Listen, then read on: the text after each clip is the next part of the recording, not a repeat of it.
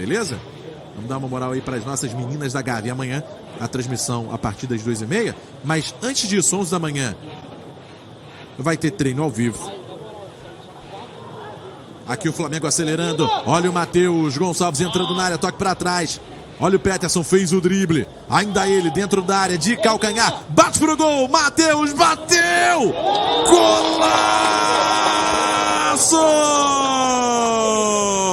É pra comemorar! Gol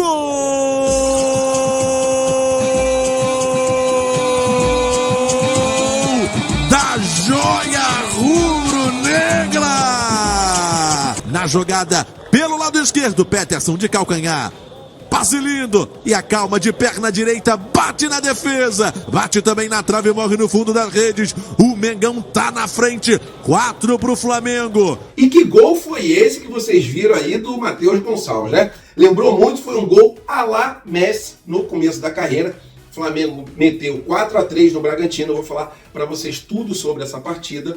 Bandeira de Melo versus Landim. Bandeira de Melo, ele comentou sobre essa situação que o Landim talvez possa concorrer a mais uma reeleição. Mas eu vou alertar para vocês que caso mude o Estatuto do Flamengo e o Landim possa realmente concorrer a uma terceira eleição, o Flamengo sai automaticamente do Profut. Em relação ao técnico Vitor Pereira, um membro do Conselho de Futebol do Flamengo, foi bem claro e respaldou o atual técnico rubro-negro. Cleiton, zagueiro da base, desperta interesse em 3 clubes e o Gabigol está com jejum já de 6 jogos, é o maior jejum que ele já passou no time do Flamengo. Essas e outras vocês encontram agora na Flagelo TV. Como sempre eu falo, se gostarem do vídeo, se gostarem do canal, para ajudar a gente, se inscrevam, deixem seu like, acione o sininho com todas as notificações e vamos para as notícias, que é o que interessa. Incrível! Incrível! Nada é impossível! Isso aqui é Flamengo! E o Flamengo jogou contra o Bragantino pela 4ª rodada do Campeonato Brasileiro Sub-20 e foi muito bem. Conforme aí o João Guilherme gosta de falar, o gol do Matheus Gonçalves foi realmente um deboche. Que golaço no estilo Messi, né, no começo da carreira. Mas vamos lá desenrolar o que foi esse jogo para vocês. O Flamengo começou logo aos 4 minutos fazendo 1-0 com o gol do Peterson. Lembrando que para essa partida desceram Vitor Hugo, Mateusão e Matheus Gonçalves. Lembrando para vocês que o Vitor Hugo foi a primeira partida depois daquela grave contusão que ele teve. Aí o Flamengo acabou tomando o empate e aí depois o Ayrton sofreu um pênalti, Mateusão converteu. Já no finalzinho do primeiro tempo, o Flamengo conseguiu ampliar para 3-1 o placar com um belo gol ali do Vitor Hugo, com uma jogada trabalhada ali por Matheus Gonçalves e também pelo Ayrton. Aí chegou o segundo tempo, o Flamengo já estava ganhando de 3-1, acabou o jogador do Bragantino, se eu não me engano, Cauã, fazendo gol e diminuiu o placar. Mas aí, na metade ali, perto do final do segundo tempo, o Matheus Gonçalves fez essa jogada que vocês viram no começo do vídeo. Ele incorporou vários jogadores, né? Tinha um jogador que imitava uma foca lá no Cruzeiro, ele fez isso no meio de campo, né? Fez ali uma embaixadinha com a cabeça, cercado por adversários. Ele pegou, girou, deu tipo que meio um elástico ali, passou pelos adversários, foi correndo conforme vocês viram. E depois de um belo passe do Peterson de calcanhar, ele bateu com estilo ali de chapa, a bola bateu na trave e entrou. Que golaço que ele fez, realmente um deboche, fez chover nesse gol. E aí o Flamengo ampliou para 4-2. No finalzinho do jogo, o Bragantino diminuiu, placar final 4-3. Flamengo em primeiro lugar do grupo A. Para quem não sabe, são 2 grupos de 10 cada um. Tá? O Flamengo está no grupo A, junto com o Corinthians. O único revés que o Flamengo teve nesse Campeonato Brasileiro foi para o próprio Corinthians, que acabou perdendo para o Ceará. E aí a gente assumiu a liderança com 9 pontos. Vamos aguardar a partida de quinta-feira para saber se a gente ainda vai dormir na liderança. Mas a verdade é a seguinte: o Flamengo na base não nos decepciona. E se o Flamengo trabalhar bem essa safra de ótimos jogadores, a gente vai lucrar muito dentro de campo com essas joias. E caso não dê certo, não consiga ali ter vaga, o Flamengo acaba negociando. Mas eu gosto sempre de frisar: para que a gente procura tanto fora coisas que a gente já tem na base, como a qualidade técnica do Matheus Gonçalves, né? Que joga ali numa posição parecida com o Ângelo, E para mim, um jogador que já vestiu a camisa do Flamengo, já sabe que o manto não vai pesar e já está adaptado até mesmo ao time profissional, eu não buscaria o Ângelo e manteria ali o Matheus Gonçalves no time profissional. Quando precisar botar alguém na vaga que seria do Ângelo, eu colocaria tranquilamente o Matheus Gonçalves, que vem aí despontando na base do Flamengo e encantando o olhar dos torcedores aí, mais de 50 milhões de torcedores em todo o mundo. E agora a nação rubro-negra falando sobre um assunto muito sério, que é sobre a nossa presidência.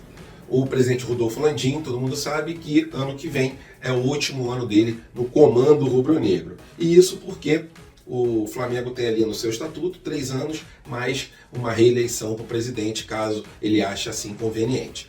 Foi assim com o Bandeira de Melo, ele presidiu o Flamengo de 2013 até 2018 e o Landim preside aí o Flamengo de 2019, a princípio até 2024. Mas eu digo a princípio por quê? Porque existe uma parte ali de dentro do Flamengo, dos conselheiros, que querem uma reeleição do Rodolfo Landim.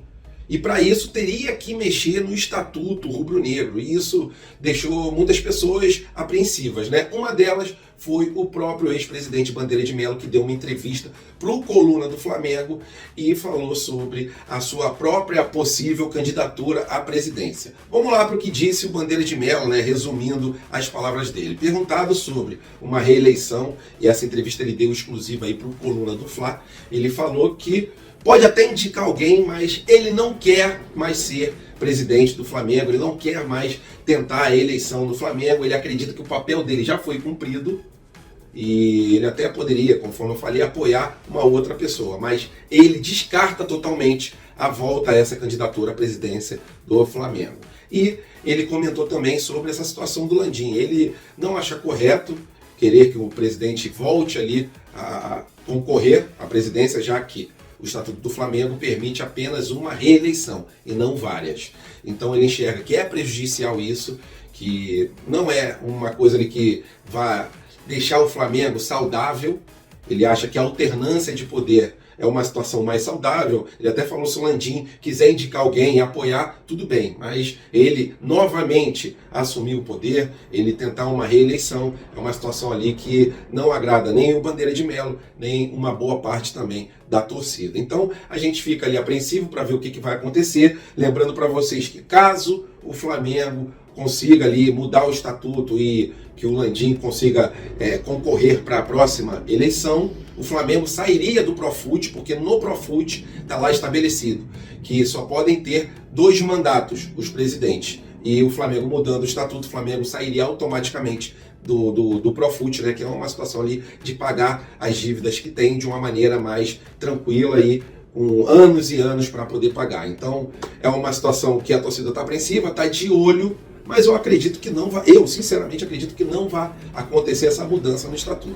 Vamos aguardar, mas não é uma situação que me preocupa tanto, porque eu acredito que a pressão externa vai fazer um efeito maior do que eles querem fazer ali internamente. Mas queria muito saber a sua opinião, o que vocês acham? Apoia aí uma possível reeleição do Landim?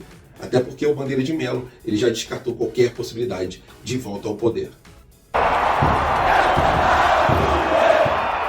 E finalmente, pelo menos um membro do Conselho de Futebol do Flamengo se pronunciou sobre o técnico Vitor Pereira. Isso porque a imprensa já estava cobrando há muito tempo uma posição da diretoria do Flamengo, de pessoas ligadas ali ao Conselho de Futebol. E o Diogo Lemos, ele fez um texto bem grande no Twitter e explicou vários pontos do Flamengo. Um deles foi em relação a treinadores. E ele, para defender o trabalho do Vitor Pereira, ele citou o trabalho do JJ, do Rogério Ceni, do Renato Gaúcho, do próprio Dorival Júnior, para defender que a diretoria confia sim no trabalho do Vitor Pereira, que o Vitor Pereira tem todo o respaldo para poder fazer o trabalho combinado, o planejamento, e que a diretoria confia muito no trabalho dele. Ele até citou também, falou sobre as multas, né, de técnicos, ele desdenhou sobre isso.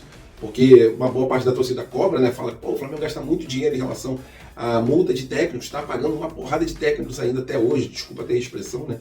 Só que ele falou que o pagamento de multas em relação a técnicos é uma defesa que o próprio clube tem e também o treinador. E que as despesas que o Flamengo vem tendo aí com as multas dos técnicos não representa nem 0,5% de quanto o Flamengo arrecada.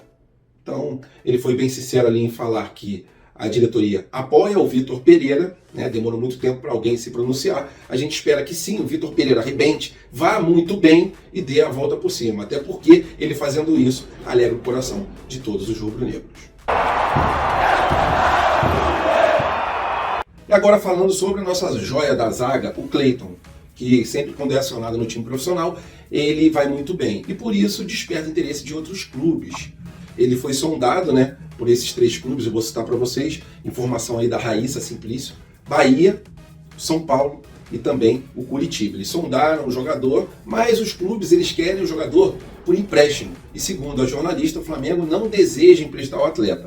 Sabe que ele tem um futuro brilhante e se o Flamengo entrar em alguma negociação, será somente para venda caso entre um valor ali irrecusável perante os olhos da diretoria rubro-negra.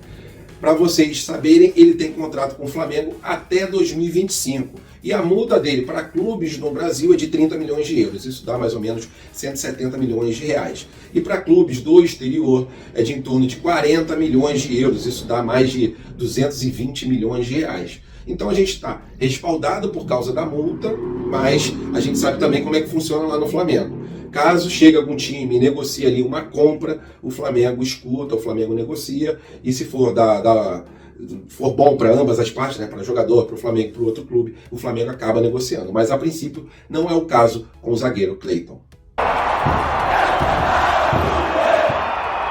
Agora uma bem curtinha sobre o Gabigol.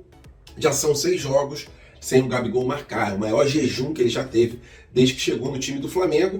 Além disso, pesa também a não participação em gols, né? Porque quando o jogador não marca, mas dá uma assistência, ele participa ali direto dos tentos das partidas. E não é o caso do Gabigol. Tô vendo o Gabigol que tenta, que tá ali numa situação de uma mudança de posição. Na última partida, realmente, ele não foi bem. A maioria das tentativas que ele fez ali de ataque, de tocar para o companheiro, de tentar uma movimentação ali mais ousada, acabava em recuperação da bola para o Vasco da Gama.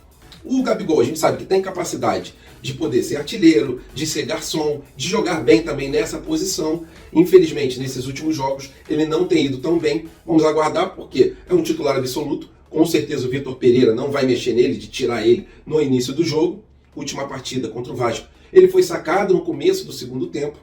Ele não teve aquelas atitudes que ele tinha em outra época. Isso já mostra mais maturidade da parte dele. Até porque foi cobrado, né, para jogar com a camisa 10. E a gente lembra que na época do Rogério Ceni, ele saía de campo, chutava ali o copo de água, reclamava, né? Época do Domenech também, quando ele saía de campo, saía chateado, não gostava de ser substituído. Hoje em dia a gente enxerga uma maturidade nele maior por ser substituído e ficar na dele. Isso já mostra uma evolução. Tomara que já a partir dessas finais aí ele consiga desencantar e mostrar para a torcida do Flamengo que essa temporada de 2023 ele ainda vai poder brilhar bastante. Valeu, nação rubro-negra, tamo juntos, fiquem com Deus, até a próxima e fui!